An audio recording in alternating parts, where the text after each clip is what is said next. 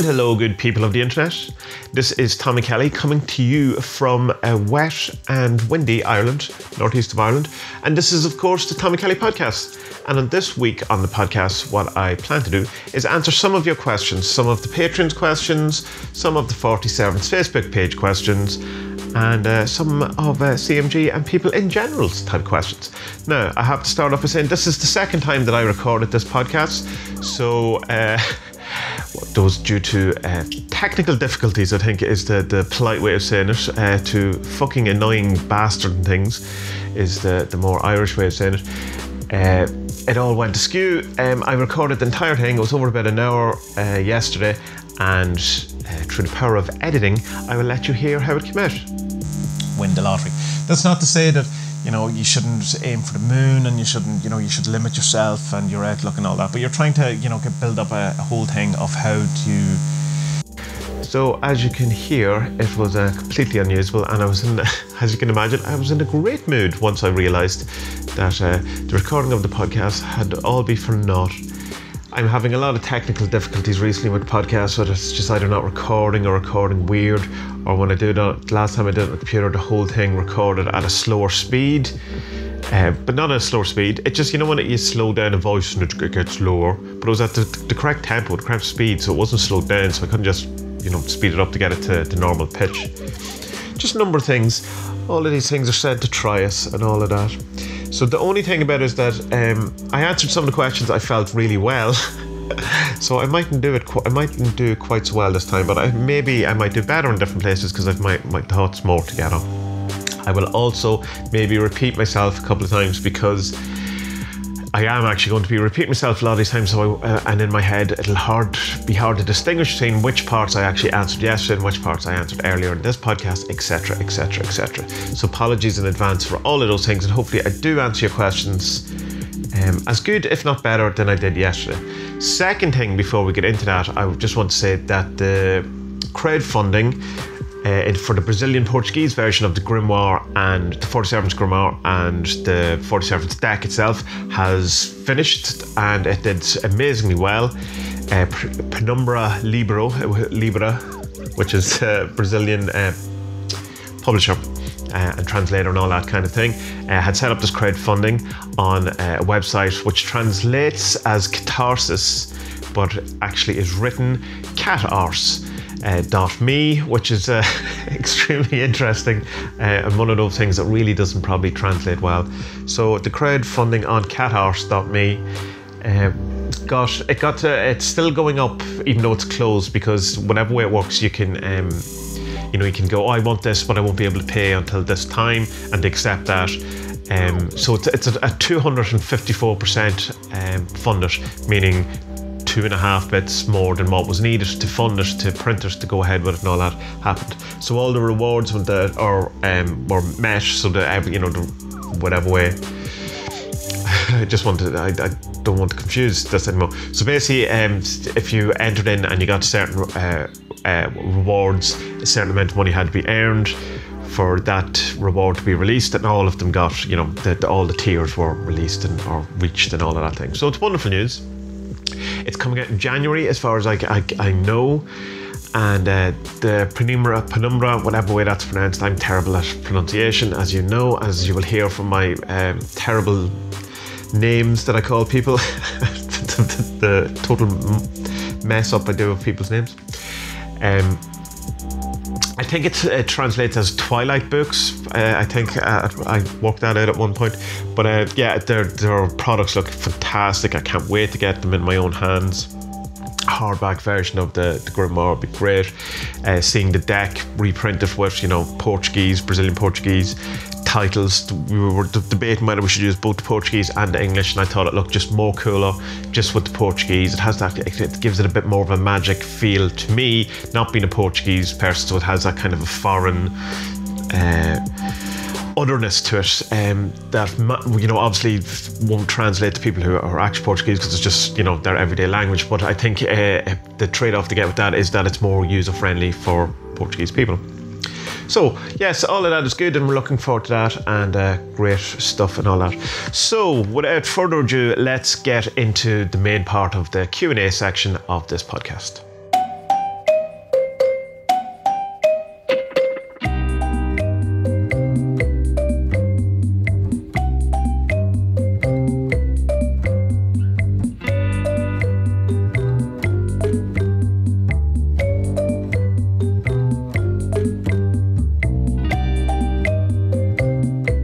So, the first question comes from JP Zandoval.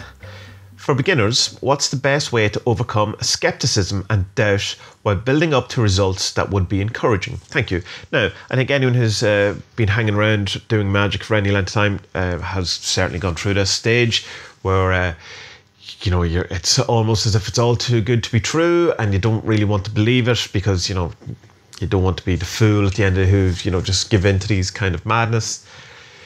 And we certainly live in a society, the modern society, which is more pushed, and the pendulum has more swung toward rationalism and debunking and skepticism and disenchantment of life, and trying to kind of move society as a whole from, say, feeling into rationalizes, from human to Vulcan. And we're definitely tried, there is this kind of push to vulcanize us all in a way, to think rationally rather than experience life the way we do as humans, which is pretty much subjectively rather than rationally or objectively in many ways. Now, that has happened and is needed to happen, and the pendulum has swung both ways, because you need both things. You need, the progression of science and reason and rationality and, taking stock and seeing what actually works and what's real and what isn't.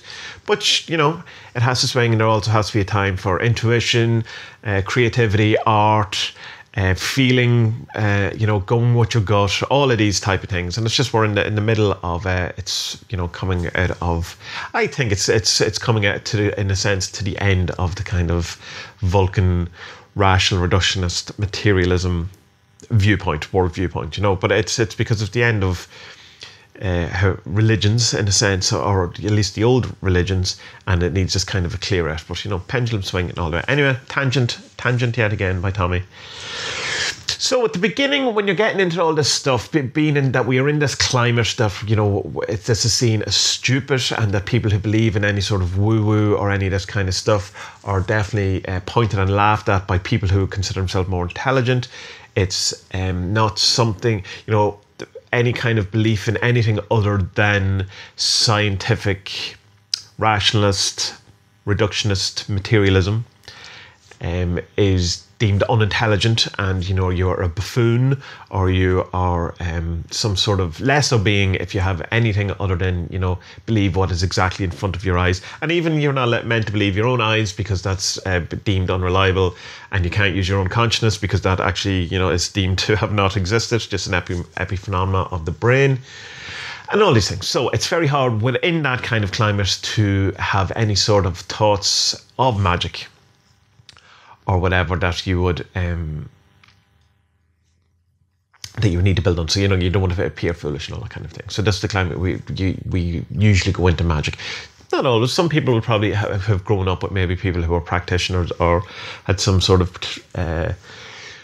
magic type thing. In Ireland, we have this whole thing of like people who have like kind of healing abilities that they call the cures. And they're quite prevalent in Ireland, where people have the cure for whooping cough, or for shingles, or for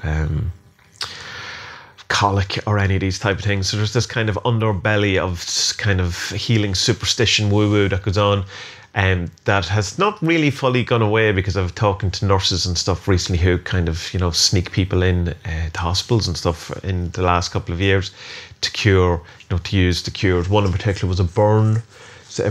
He had the cure for the burn, for people who were burnt and stuff, and the older nurses or the people who've been around longer was talking to this younger nurse and said, we could bring this guy in, and she was like, oh God, are you insane? Is this this the state of the Irish Health Board and all this?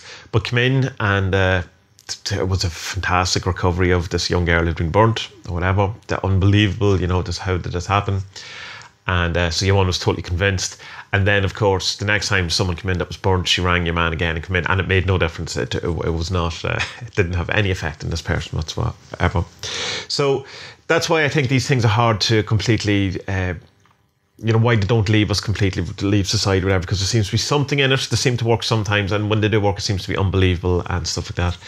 And same as things like homeopathy, it's like pretty much been debunked as from some, mainstream science, if you want, but yeah, it hasn't gone away because subjectively people are finding it useful, and so anyway, the tangent again.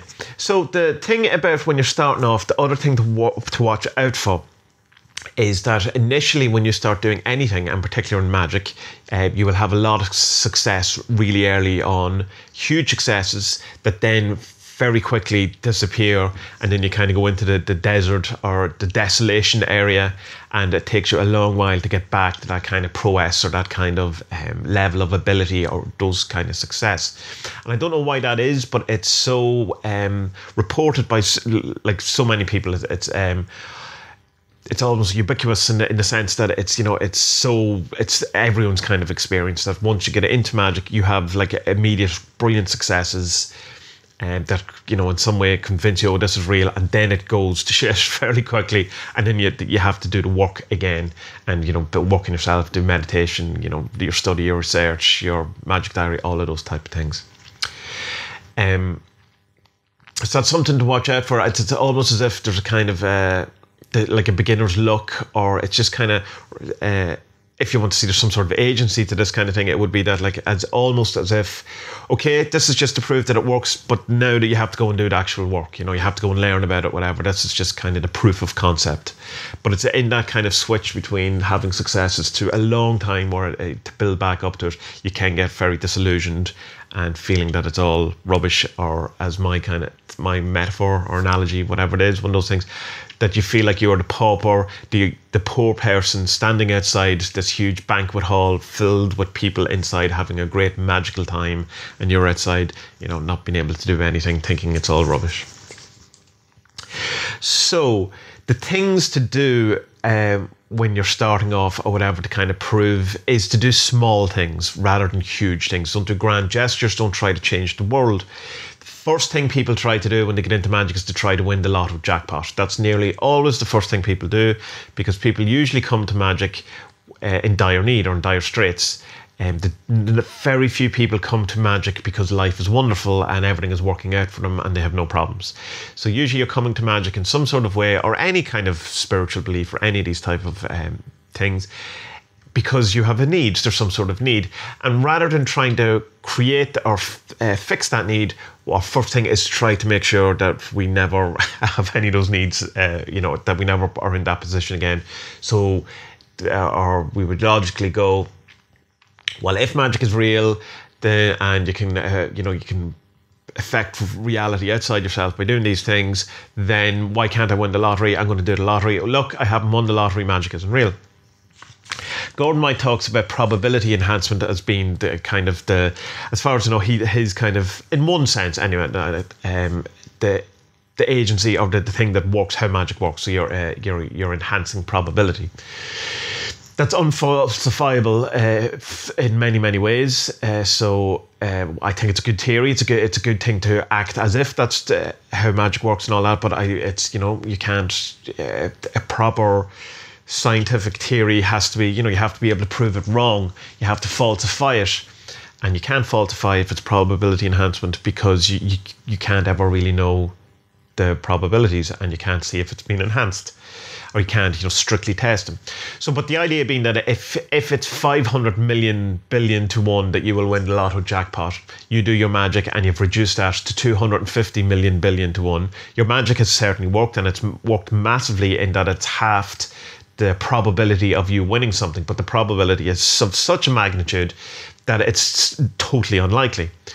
You know, it's just not going to happen, even though you've created a huge amount of a magical effect. Again, as I said, that's unfalsifiable. You can't, you know, you don't know by doing a sigil that you have increased your likelihood of winning the lotto, or not, because you can't test it. You can't do it. You could do, if you want, if it's probability enhancement, then you could flip a coin 50 times, and it should be 25 each time. So you could increase your probability of it landing on heads, say 40 times out of 50 times or whatever. That'd be a good experiment to do. I've never done it, but if it is probability enhancement, then that is one way of testing, you know, if you're enhancing your probability. again, kind of besides the point. So instead of doing the lotto or trying to win the lotto jackpot or trying to do some huge thing, I would suggest at the beginning, to overcome your skepticism and doubt, is to do smaller things. Do things that are unlikely, but not out of the excuse me, out of the bounds of possibility. So do things that it could happen, but are slightly unlikely.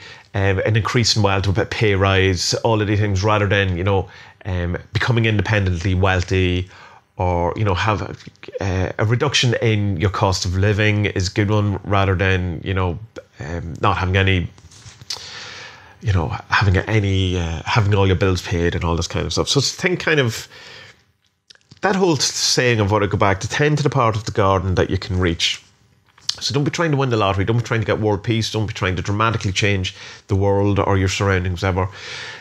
Break it down into small chunks and work on little things around you. Start with getting sigils for getting compliments from people, the feeling good about yourself, small amount of money if money is an issue, good luck, all of those things, and improve that kind of magic stuff, that you're doing magic, whatever, and getting results. If you're doing big stuff at the beginning, you're probably not going to get the results. It's like going to the gym on day one and trying to lift the heaviest weight that's there, and because you can't lift it, going the gym's rubbish, this isn't working. You start and at the ability you're going to. Now that's, so again, with that analogy, it's not to say that you probably could win the lottery jackpot with magic. You can certainly win it other ways, statistically and stuff like that, and you see a lot of those consortiums or those groups that have pretty much sussed out you can get your money back. You probably won't. You have to spend an awful lot of money to win it. But it's like going into the gym, lifting the heavy weight, and saying it's impossible to lift this heavy weight. But like, people do lift those weights. Some people have been doing it longer. All of those types of, or it's like going out running, and the first thing you try to do is run a marathon, and then you can't run the marathon, and so you say running's stupid. That's the equivalent kind of level of trying to win the lotto jackpot, and it's even probably the lottery jackpot's worse than that. So I would say small chunks, small easy things that are likely that if they happen, you would say, oh well, that's definitely magic in effect, rather than just chance or whatever. There's something that's unlikely but likely to happen, if that makes sense. The other thing that I would suggest at the beginning is from Anton LaVey, The Satanic Rules of the Earth, number 7, and I'm going to paraphrase because I used to know it off by heart, but now I don't. And it's basically saying that if you have gained something through the powers of magic, then acknowledge that the magic has worked, or else it'll be taken, whatever you have gotten from it will be taken away from you. Now, I don't take that to mean actual. That's what I don't think that if you do something and you receive something, and if you do magic for something and then you receive it and go, oh, that was magic, that it would physically be taken away from you. What I get from that is that he's saying or suggesting that if you have magic something into the world, be that whatever way you view magic and all that kind of thing, and then you kind of rationalize it, oh, it wasn't really magic, that was just going to happen anyway, you're disenchanting your world rather than re-enchanting your world. So if you do something, if you do some magic and you get the result you want, no matter what way it comes to you, whether it feels different or whatever the feeling was, or whatever the kind of event that it was that happened, just accept it as magic, and then you each time you expand on that, and so that you become and you end up living in a magical universe. Because what happens when you do something, if you do a sigil to find $20 on the ground, and then you find $20 in your pocket, you go, oh, but yeah, that's the $20 I put in there last week. That's not really magic. You've lost the magic. You've disenchanted the world. So you would go that I've done a sigil to find $20. I found $20. The magic worked. And you keep it in your mind, because you did the very first thing that the universe or consciousness or yourself, your brain, whatever it is that thing, will try to do is try to rationalize, or not rationalize, to try to normalize the effects of magic to make it feel or seem that we don't live in a magical universe. And it's very hard to keep that kind of grasp on effects that we have achieved and stuff. So it's like if you were standing outside a door and it's a locked door, and then you magic to get a key, and then sometime later you remember, oh, but there's a key under the flower pot, I forgot about that, and you open the door and you go, well, that's not magic. I just remembered that there was a key there. It's like the normalization of the world, of the universe, of consciousness is trying to make it a normal event so that you don't see it as a magical event, even though you did something, you did some magic and you got the effect you want. So you have to make a conscious effort to see that as magic, because it'll be taken away and normalized by our own brain or by consciousness or whatever it is that is doing these things. It's as if there's some sort of fail-safe program or some sort of counter program in the matrix, in the programming of the universe, that allows you to kind of hack it in some way, but with the condition that it will immediately rearrange itself so that it doesn't look like it's been hacked. That's kind of one way of looking at it. That's not what I think it is. It's just one way of explaining it and kind of get around to it. So to answer the question, do things that are kind of easier to get than big winning the lotto type things, and any effect that you do get on magic, make sure you have it as, you recognize and acknowledge the magic in it and hold on tight to it, so that further feeds into having a magical view in the world and you re-enchant your life. But it's hard, overcome the skepticism and doubt. I would also put in there that you should probably never overcome the skepticism and doubt of it, and always be constantly testing and always being second guess yourself in a healthy way, not in a crap way, about everything you do, not just magic, all of these things. Never kind of give in to complacency in any of these things. Hope that helps. Next question, Philip Gregory. Philip is the admin and the guy who put together the Morrison Acolytes Facebook group on Facebook, funny enough, and it's about Grant Morrison, and there's talk about his comics, about magic, and about him in general and different things. It's a great group. It's full of really nice people, and so if you're into Grant Morrison or that kind of, or just comics in general or magic in general, you should join that group. It's very good, and Philip does a great job there. Philip asks, how to incorporate magic into everyday life to make it better or easier. There's one thing that I think, I'm going to answer your question by kind of not really answering it, but it does answer it.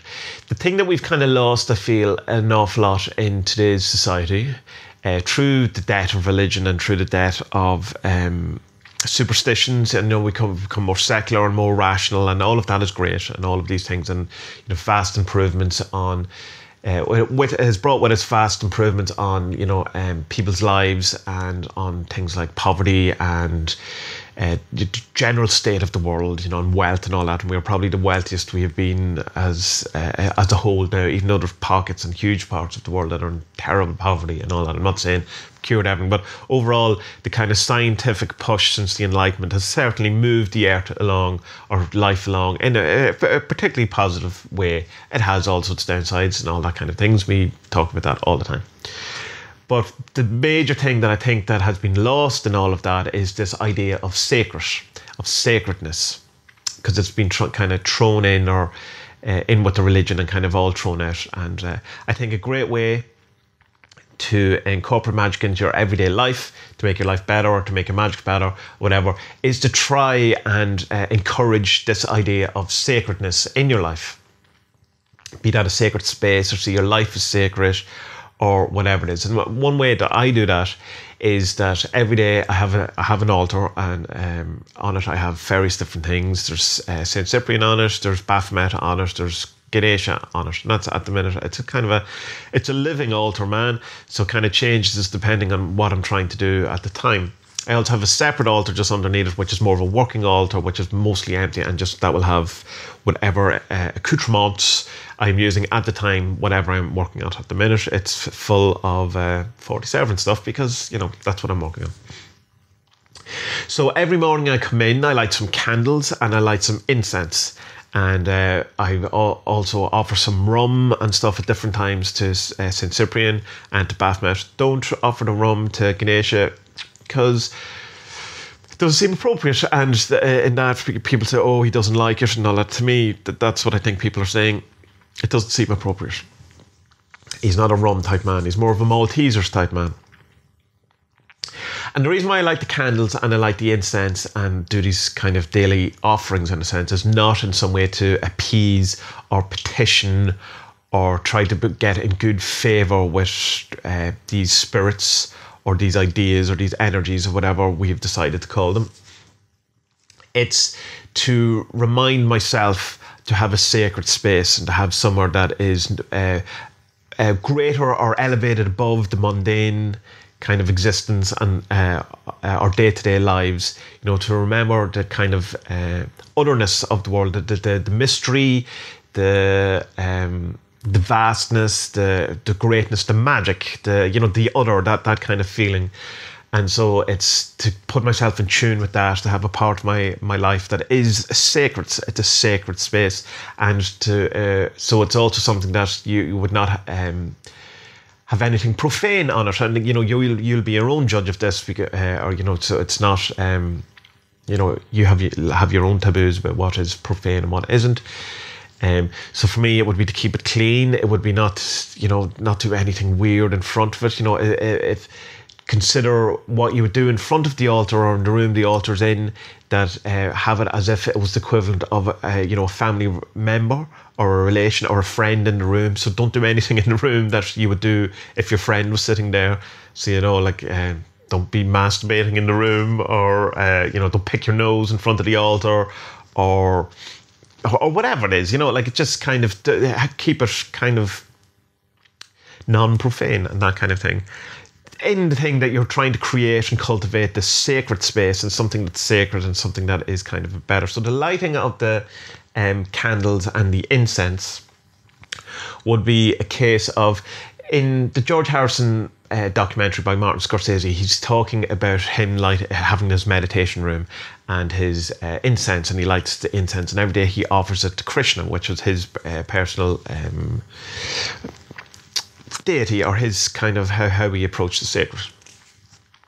And so every day you offer the incense, and I offer this incense to the different beings or the different ideas, different energies, whatever we want to call them, and it then fuses the room with that energy. And it's kind of like, so he would say that, so every day you offer this incense to Krishna, and so that incense becomes Krishna in a sense, and then it burns and the smoke permeates through the air, and it comes, then it kind of goes into the walls, into the carpet, into the cushions, into the altar, or whatever it is you have around it, and infuses the entire room with the energy or the sacredness or the feeling that is Krishna, or whatever it is that you're offering your stuff to. So it's not a petition, it's not a begging for things, it's not trying to appease things, it's not trying to become a curry more favour with anything.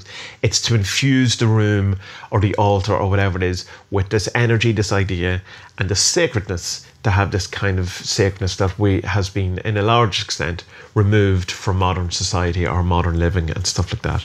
So that's what I would suggest you, Philip, is to find some way of incorporating a sacred space or a sacredness into your life, so that your day-to-day life and the different challenges and the shitness that is life, and all the things that you have to go through and all that you always have this kind of special sacred space. And it can be an astral temple, it can be an imagination, it can be just somewhere you close your eyes and go to, your happy place or whatever, but having some area of your life that has a sacredness to it, because I think we need it. I need it. That's the best I can say. So I hope that does something. The other thing, just quickly, would be to do kind of ongoing magic stuff, to think more talismanic type magic rather than just very target specific magic. Like, don't do magic for getting your rent paid this week. Do it to always have your rent paid or mortgage paid or whatever is the equivalent for you. Or do have ongoing stuff, general luck increasing, rather than just always doing stuff for one particular outcome. A general magic thing. It seems to work well for me anyway. So that's one to consider as well. Jacqueline Bradley. I like saying Jacqueline because I like the kind of French aesthetic of that. There's a lot of talk about astrology and magic at the moment. Lots of books coming out, people putting up podcasts. 2 of my friends have done podcasts recently, etc. Give your take on astrological magic. Having kept a magical diary for several years, I can say it has not made a blind bit of difference to my stuff, but other opinions are available, as you like to say. Yes, when I originally recorded this yesterday, I went on a long kind of tirade and stuff that kind of it was a bit all over the place. So I'm glad in one sense I can come back to this. My thoughts on astrology is that there probably is something to it, but what the mainstream consider astrology is not it. Anyone I know who gets, I know very intelligent people who. Very smart people, very capable people who are into astrology and get something from it, which is an indicator to me that there's definitely something into it because, in general, fairly smart people don't do consistently hold on to superstitious things unless there's some value in it. And superstition, I mean, in the golden sense, not in the derogatory sense. The thing that gets me about it is the Mercury in retrograde rubbish stuff that people, use as an excuse to give up any kind of responsibility for their own actions, or as a kind of an excuse to allow their life to fall apart, or any of these things. There's no point. Mercury's in retrograde and all this kind of stuff, and it's just like their lives just fall apart. And I don't. While I think there may be some possible effect of Mercury being in retrograde, I don't think it's certainly as huge. It's not as huge in my life anyway. That's the one thing I can certainly say, that I don't see the turning into the different Mercury in retrograde. My life doesn't get any worse when it happens. My life is kind of the effects that people talk about of Mercury retrograde, where things break and things get tougher and all that. That's a consistent thing in my life. So unless Mercury has been constantly in retrograde my entire life, then I don't see a difference of when it actually goes. And well, this year we had the Venus in retrograde, and people went gaga over that as well. I don't know. I think there's an awful lot of self-fulfilling prophecy going on with that. And with astrology in general, that people can get, once they find out something, kind of go with it. But at the same time, I'm definitely a Leo, and I have an awful lot of the classic attributes of being a Leo. And, I'm good with that. I'm happy with that, as a Leo should be, because we are the greatest thing in the world. All of that kind of stuff. Like, I'm very obviously, I enjoy it. And it was when Bodhi, the boy, the baby, the young guy, was born, I was delighted that he was a Leo because we're the best, and he's obviously going to be the best too. My main thing, as you say, keeping a magical diary and stuff like that, it doesn't seem to. I've done the same. I tracked it at different times. I've worked with it, the different astrological stuff. When I was doing the Gordon Sigil course and stuff, and we were doing the daily planetary stuff, which is in a sense astrological in nature, made no difference. And I did it long enough for it to should have had some kind of difference. It's just not kind of my paradigm. It's not how I work. And I don't think there's anything wrong with it. And I think it's probably a great way to do it. Like this whole thing of doing stuff at the right astrological moment, when the planets are in the right thing, when you're in the right hour, the rulers and all of this stuff. I think that's great stuff if that gets you in the mood or the zone and makes you feel more magic-y and makes you feel more potent. I think that will make you feel, or make your magic more potent and stuff like that. But I think it's because of the consciousness of the operator rather than the actual, astrological moment. It's like it's the things that make you feel more magic-y or the power. I think the power is us, not in the external stuff. I don't think. In the kind of sense only of that it's of who we are and what we are, a focus of consciousness within a greater consciousness, and it's the consciousness that is doing the thing. And it's the belief. I'm firmly of the chaos magic thing of it's the belief as a tool, and belief is the agency of magic, and consciousness is the agency of magic, and changing your consciousness changes the world. Subjectively, but it has. Changing your consciousness, while it has massive effects objectively, it totally does on many occasions appear to objectively change the world. And the whole idea of acting as if think of chaos magic works for me. Whereas in astrology and stuff like that, it seems to be more nuts and bolts, actual stuff, actual kind of, like that old type of magic where, you need the feather and you need the bat's blood and your kind of thing. And the magic is in the ingredients rather than in the wizard. Where for me, I definitely think the magic is in the wizard, and all of these other things are a great way to get you in the headspace of being the magic wizard. And I would count astrology in that. For me, that said, I don't know an awful lot about it to really have a proper opinion on it. I did Ben Abel's course on it, and I went through it once, and it's definitely something, it's brilliant. And if you want to know about astrology, I would recommend you do the course. But you go through it once, and it's while you have the knowledge, whatever, you would need to be using it to proper learning. The learning of astrology is in the using of it, and the incorporating it a bit more into your life. But while I understood in theory of it, I didn't spend enough time in it to properly work. But again, because it's not really my paradigm, it's not how I approach things. I think there's definitely something in it, and it's probably your astrological stuff. And I'm not just talking about sun sign stuff, not newspaper stuff, your actual, the proper astrology thing of it. I think that would be what would happen in your life if you were an autopilot and you didn't incorporate any of your will or force your will onto the world, or try to change your world, or have any kind of magic sensibilities about yourself, or in some way have brought your own will to bear in the world. I think that's probably what your default life would be. But as soon as you have, empowered your will, or have decided or changed, I think you walk further away from the path and all of those things. So kind of, in that sense, in that horrible kind of, if you were just an NPC, then your astrological chart is probably going to be what you're going, that's your programming. That's if you're part of the matrix, that's just your programming. But as soon as you, empower your will or whatever, you become less an NPC and more your own person. People get really annoyed at NPCs, and I do too, because it's dehumanizing. But I just mean it in that if you are just living life by default without doing anything, you probably have astrological chart would probably have more to say and more in common with your actual life than when you empower yourself and walk a magical path, or any kind of path that is a bit divergent. So yeah, I hope that answers your question, Jacqueline. Spud is from the Comedy Cast. He's the guy who interviewed me for the documentary a couple of weeks ago. He's the guy I've known for years since Twitter. Great guy. Me and Spud have a lot in common. We've kind of come to a lot of similar conclusions, but travelled a vastly different journey to get to them, which is quite interesting and cool.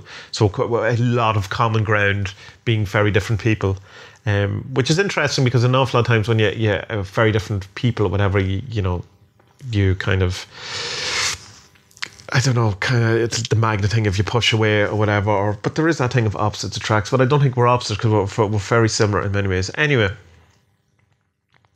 Spud asks, when you're feeling a bit down, or have something like writer's block, I'll go to some great comedians like Billy Connolly, Frankie Boyle, or I'll watch interviews like Louis Theroux, Michael Parkinson, and Gabe Byrne. It's funny when you say Gabe Byrne. Gabe Byrne, to those who don't know, is like an institution in Ireland. Who are your influences that get you out of a funk and creatively going again? It's an interesting one, and I kind of, when I recorded this originally, I didn't get really to the point of what I was trying to say, and it's what my point kind of was, I think, and trying to bear in mind that you didn't hear what I said, was that I'm in an interesting position creatively at the minute, because I've kind of I'm still coming out of that kind of whole thing of comic-minded art and stuff, and that was kind of my focus for an awful long time, and then I kind of fell out with that in many ways.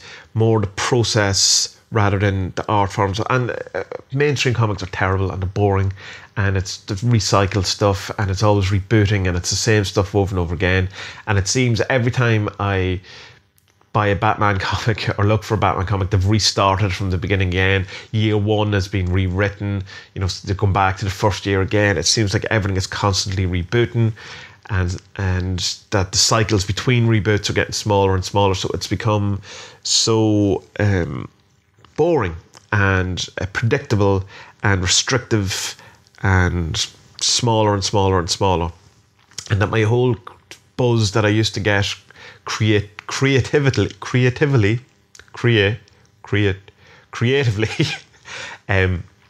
it got kind of all smashed together with that kind of loss of interest in the kind of commercialism of comics and stuff like that. So it was very hard for me to separate those things until very recently, when I started reading manga, an awful lot of manga, and discovering loads of different stuff. Because usually when you think of manga, it's just this mad stuff that doesn't make any sense, or it's crazy sex stuff, or, you know, mad, you know, tentacle porn, all that kind of stuff as well. But when you find a kind of a niche genre or something that you get in, and you find that it's stuff is just amazing. Some of it is like unbelievable. I'm reading one at the minute called Golden Kamuy, Kamuy. I don't know how to pronounce Camus, and it's amazing. And it's like it just kind of breaks through all the boundaries of what is, you know, acceptable in comics. And a lot of stuff to do wouldn't be acceptable in American or UK comics. And that's not to say manga doesn't have its own rules. It's very restrictive in many other ways as well. But it kind of opened my eyes into seeing that you can approach things from a different way, and to do comics or something like that, you don't have to follow the rules that people have been, you know, doing from 100 years ago, or, you know, when comics started, whenever it was, and that we're in a different landscape and a different thing, and, you know, you can kind of do whatever you want. You know, stop having these boundaries and these self-imposed restrictions just because that's what a comic is meant to be. Anyway, all of that to say is that then I can now appreciate comics again and create creatively and stuff like that. So I'm kind of in the process in a kind of thing of that, of the part of me that wants to do a comic again. And a couple of weeks ago, an entire story landed in my brain, like in one download. And I kind of really pay attention to things like that, because they happen very rarely in my life, but when they do, they're of significance. I remember one time an entire song landed complete, start to finish, lyrics, chord changes, everything in one go, and it was, you know, it became one of my favorite songs that I wrote and all this kind of stuff. But it's a very interesting kind of phenomenon to happen, and when it does, I try to, you know, capture it or whatever before the idea fucks off and chooses someone else to manifest itself through. So creatively at the minute, I've been hanging out virtually with Mike Oeming and stuff, people like him, particularly Mike Oeming. I've joined his Patreon and been watching his kind of process videos, and that's been great. I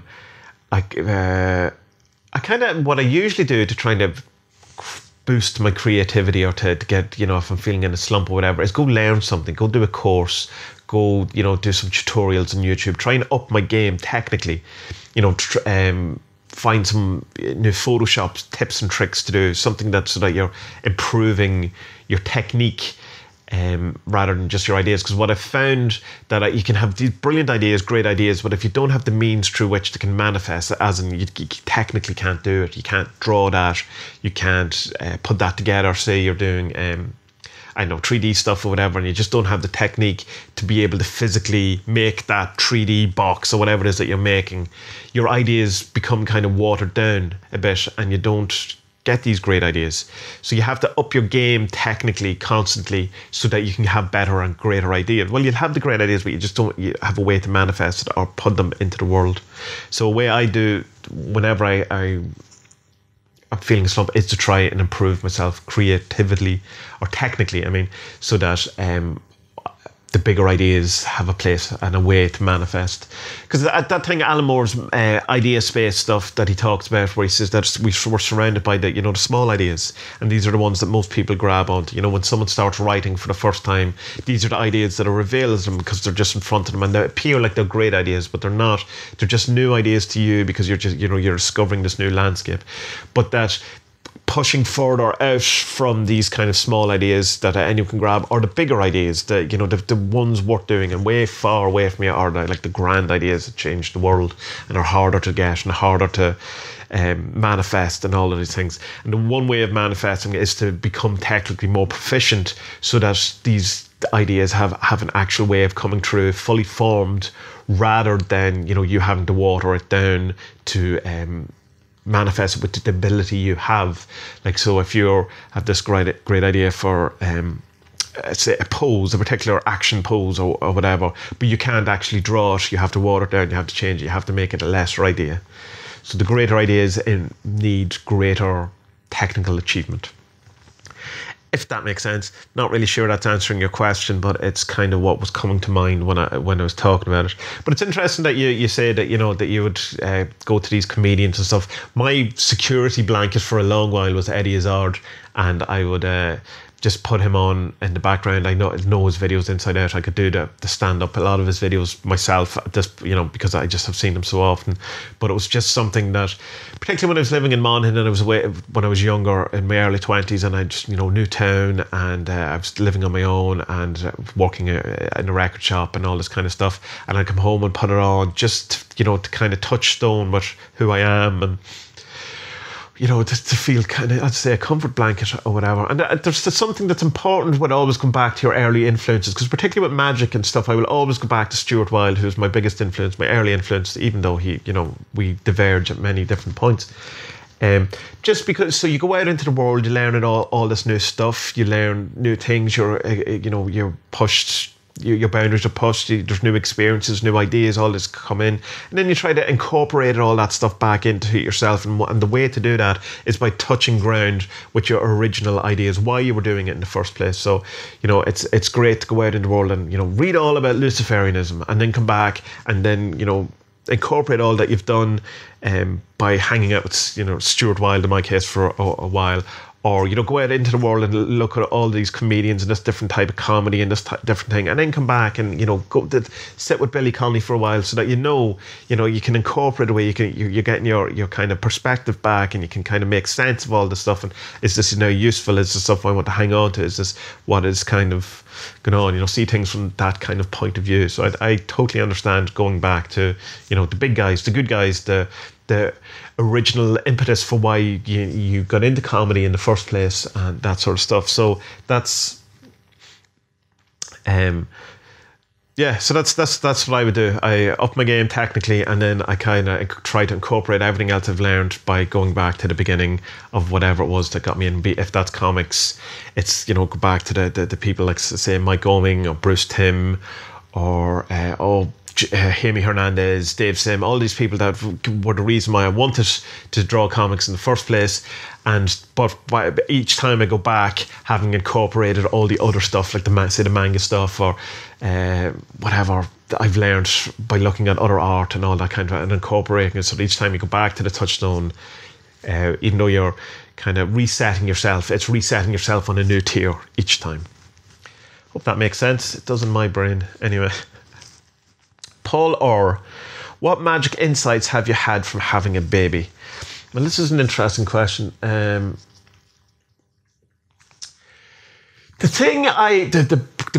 big thing I learned and from a magic or a spiritual or consciousness perspective from having a baby is this whole idea of impermanence, and how on the money the Buddhists are about an awful lot of this thing, and how very pragmatic and kind of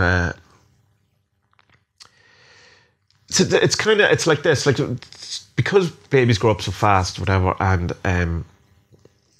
you're constantly in a state of flux, in a sense, and then that a thing that happens today is gone tomorrow, and it's never coming back, because the baby is, it's almost like a different person is going through these different stages. And anytime you meet a parent who's older kids, they'll go, oh, cherish these moments, try your best to, hold on to it and be aware of these things, and, try to hold on to it and stuff, because it goes. Not to say that it's not a different, or not, it's a worse experience having older kids. It's just, people have such a huge fondness for the early days and for the baby and stuff like that. So what I've learned is that you can't hold on to these things, and by cherishing them or paying more attention, while it's acknowledging it, it's not, you're in no way able to stop time, and everything is impermanent. It's temporary, and that's just the way it is. And it's become very kind of noticeable to me, or very clear to me. And that's a big Buddhist thing, that we're grasping onto these ideas, or we're grasping at life in a sense to try and keep it the way it is. This whole idea of dukkha, which is the first noble truth, which we've translated badly as life is suffering. Life is dukkha, life is suffering. But it's more, seems to be more that one translation is that dukkha is a wheel, or an axle of a wheel that's slightly off, and so it doesn't spin properly, doesn't wheel properly. There's something just not right, and constantly we're trying to hold on to things as they are, and but life is impermanent and things are temporary, and no matter what we do, we're not going to stop time, and eventually we're all going to get sick and die, and everything around us is going to fall apart, and etc. The universe will stop expanding, and it'll all freeze, all that kind of stuff. But because so many people say these things to you about, try to be mindful of, or, these things, I try to be mindful, but in the mindfulness of the moment, where I'm, trying to as much be in the now of holding the baby, and, be enjoying the baby, or being aware of the whole thing. I'm more aware of how quickly it's moving away, or about how I can't hold on to it, how I can't stop the world, and how it's not kind of, it's slipping away from me, but in a sense kind of that. But the temporary nature of all things has become very clear to me. Recently, one of our dogs got very sick and wasn't eating. I've talked about it in the podcast, and it was very tough. And at one point, we'd been to the vet, she still wasn't eating. He'd done certain things or whatever. And I was out for a walk, or trying to get her to, kickstart her in some way, or keep her active or whatever. And I knew we were going back to the vets in the morning, and it wasn't looking good and all that kind of thing. And it was just walking around with her. And I was trying as much to be in the moment as possible, thinking, this might be the last time I'll ever, go on a walk with her, and trying to cherish this moment and be really kind of mindful, and so that it would be, in some way that I could make it last, or keep it more, keep it, not let it slip away. And that's what I noticed, what the just cherishing thing, or this kind of grasping we have of life is not trying not to let this slip away from us, or trying to make it last forever, or in some way keep things close, keep things not changing and all that. And of course, it's impermanent, and things are going to change, and there's no holding on to anything, and we can't stop the world spinning. And my baby's going to grow up and going to do his own things, and going to go through different things, going to have happy experiences, going to have devastating experiences.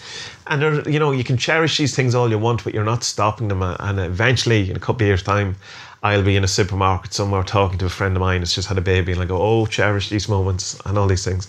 And that's just the kind of nature of life and stuff like that. So the insight I suppose I've had from having a baby is is really front and centre, seeing the impermanence of life and what we have and all that, which is odd. It's a birth, it's a beginning, but it's certainly shows you the impermanence, because you become, you start worrying about your child and the future and all of those things. Having a baby is amazing, and no matter what anyone would have ever told me beforehand, and all the conversations you have about babies in your life, and people have babies, whatever, nothing prepares you at all for the magic that comes with a baby and the new life and all that. It's wonderful. It's tough and it's hard and all that stuff, and it's wonderful, and it's certainly a magical act of the highest order. So, John Wells What, in your opinion, is the biggest lie or misconception that the magic community has about magic? I'm not really sure about this one, and I didn't really have a good answer for you yesterday when I recorded it either. The biggest, I said, it comes down to, I think, the biggest lie or misconception, whatever, is that people think that there's one true answer to all of these things. I think that, you will find the answer, or that, you will eventually know what's going on. And I don't think it is knowable. I think that that's the nature of the game, is that it's never knowable. And as soon as you know it, it changes in nature so that you can't know it.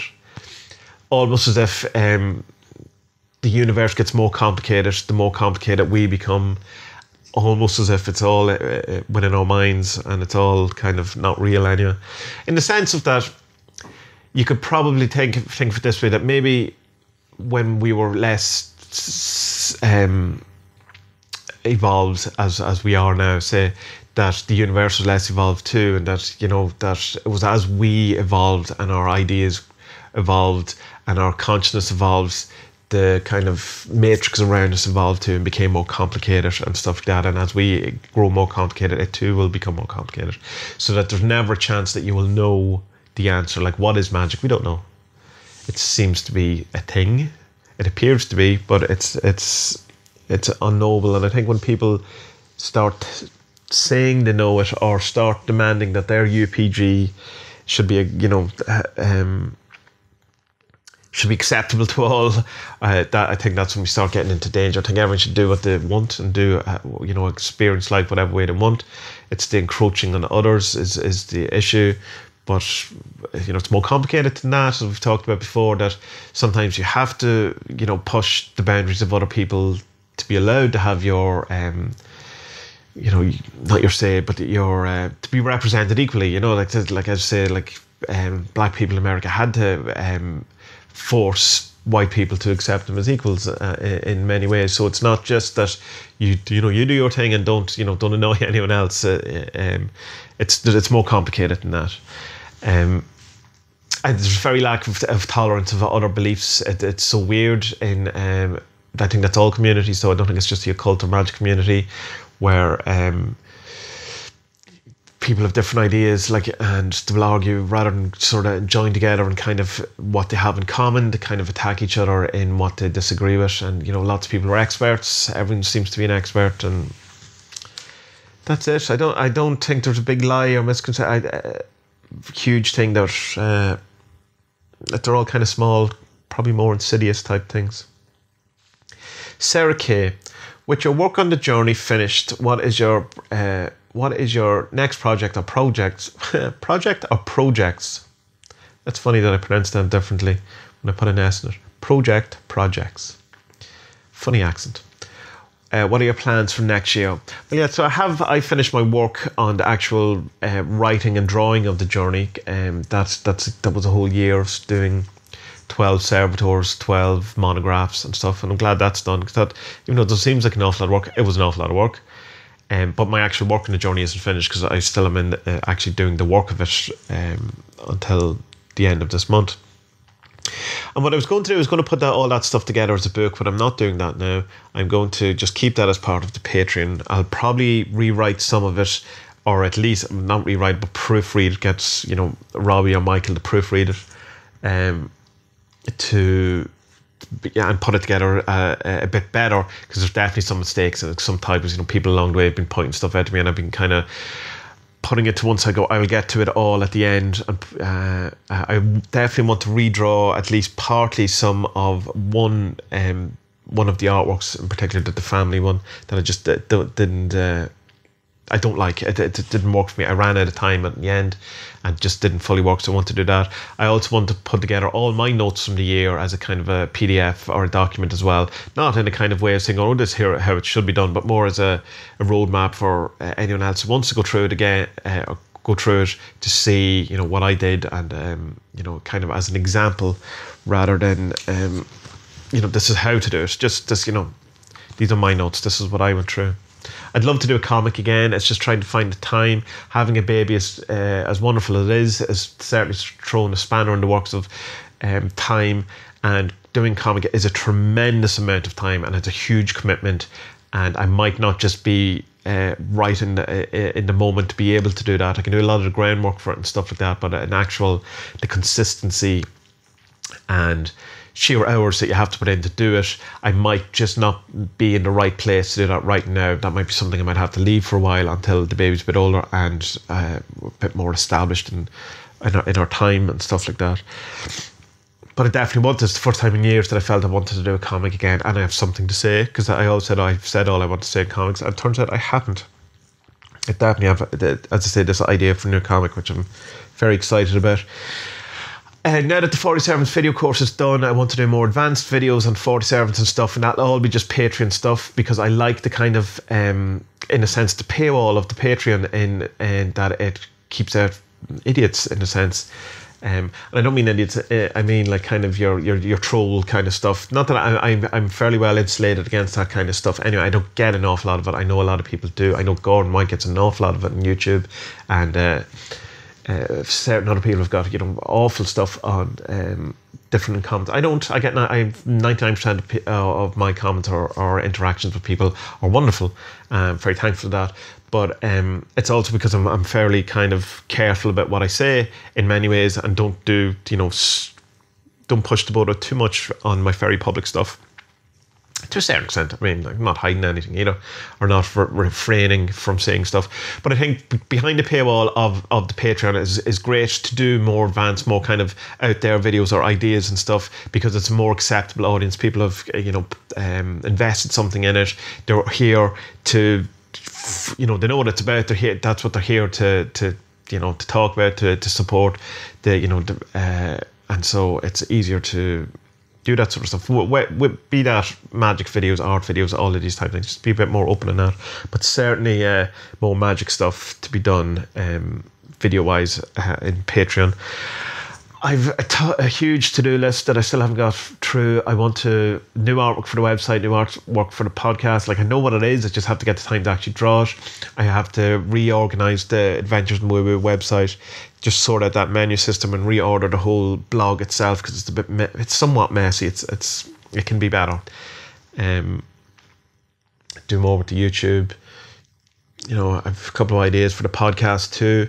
Loads of stuff, but I'm not going to jump straight into a big project again, at least for not in January, we'll say, like the journey or the 40 Servants or the comic or whatever it is, because I've a load of kind of ideas of stuff I want to do, and it's just, I hate starting stuff that I don't finish. It really gets me, and I don't want to put myself in a situation where I start something that I can't finish. So I have to work out what is possible, what's doable, and what people will be interested in. But at the same time, it's like, as I say, everything I do is selfish, and that while I do kind of keep other people in mind, it can't be at the forefront of any sort of decision making I do, because when I do that, it's always bad decisions. When I do things selfishly and just for the sake of creating and for the sake of art and for releasing and getting stuff in my head out there, it works much better for me. So it's like, it's not just selfishness for selfishness sake, it's selfishness because it works, because I'm a pragmatic person at heart.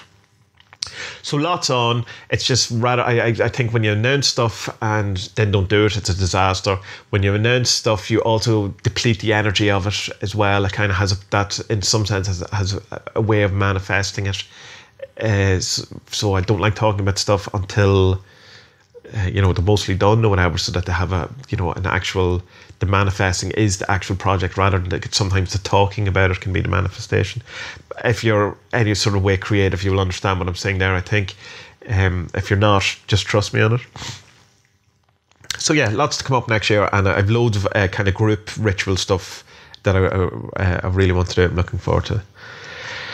And that's kind of, there's one more question come in late yet, and it's from Tiana Jackson, and she asked a few questions, but one of the questions she asked was, what would be a great servant to use with a vision board? And another person asked me during the week about boosting power of servants and all that, and I just want to give a quick mention of the sun. The sun from the servant is all about energy and about our entire existence on Earth comes from the sun. And I remember growing up as a kid looking at plants and stuff like that going, and it's amazing that this all just comes from nothing, they grow into thing, and then realizing later it's because they're, transforming the energy of the sun into, this plant. So it's not coming from nothing. It's not all of these things. So all of our stuff comes from, we only exist because of the sun, all, like vitamin D, all of these things. Life only exists because of the sun. But it's this immense power, this energy or whatever. And that's what the sun servant represents. So it's a great kind of card or servant or idea or energy to use to put energy into anything else, to boost or up anything, to add a kind of an injection of energy into something, be that another servant, be that a vision board, or whatever it is. So I just wanted to quickly mention that.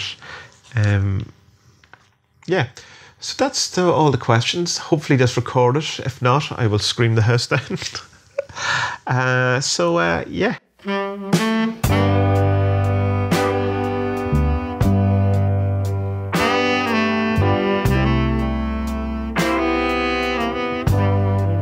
So that was another episode of the Tommy Kelly podcast, and that was the monthly question and answer podcast. And I hope you enjoyed it, and I hopefully answered the questions as good this time, if not better than I did yesterday. Some of them I think I did, some of them I certainly didn't. Just some points that I made yesterday, which I think were better. But such is life. That is the impairment of it. You can't hold on to anything. It's things changed. Nothing remains static for too long and all of those things. So, good people of the internet, if you want to hear more of these podcasts, you can go to tommykellypodcast.com. I'm uploading them slowly to all of the back catalogue to Facebook, so all of it's going to be on Facebook as well. And I've been uploading the new episodes to Facebook, and that's going really well. And more people are listening on Facebook than they have been through the SoundCloud or any of the podcatchers, Apple, iTunes, all of these things, which is great. And I think it's because it's less clicks for people. It's basically, if you want to listen to this podcast, you press click in Facebook and it's done, rather than if you want to listen to this podcast, click it, go to a link, download it, subscribe, all of that kind of stuff. So it's just there within Facebook, and it seems to work for people. Like a lot more listens than, like 2 or 3 times the amount of listens on Facebook alone than the rest of all the other places. So that's great. Same with the 47th video course. It's slowly been uploaded to Facebook as well. It's just a time thing. I'll get to it. I'll get to it all at some point, but I am trying. If you go to adventuresinwoowoo.com, you'll find all the stuff. Everything will be there. Links to the Patreon, which you can help me out. Please do if you can, and in return I will give you some rewards such as PDFs, all my comics, digital downloads of the deck. We do group rituals. You do a load of stuff. Check it out. If you go to tommykelly.com, that'll bring you straight to the Patreon. But if you go to adventuresinwoowoo.com, there's a link there as well. All the 47 stuff there's the Four Devil stuff, all of the other voices stuff, which is people writing blogs about their own experiences of magic and stuff on Adventures in Woo-Woo. There's some great stuff. Some great people have been writing blogs for me recently. There's the Magic Primer. If you're new to magic, there's loads of links and videos and books, suggestions all in there, starting with just what is magic, and then banishing and sigils and servitors and all of that kind of stuff. It's a good resource there, and I am working again on that to improve that and bring more stuff into that again, just when I get time. Apologies yet again. On the social medias, Facebook, Twitter, Instagrams, all of those places, you can find me by searching me. But the best place to go is adventuresinwoowoo.com, and then you will find all the stuff. So, good people of the internet, may you have a week where you only have to do things once, where that if you record a podcast, that it records perfectly for you, or whatever is the equivalent for you. If you're, whatever your job is, or whatever your task is at hand, may it be easy for you, and may the universe smile upon you and shine down its wondrous light on you, so that any task that you turn your hand to is easily rendered and finished. May you have a great week, and be well.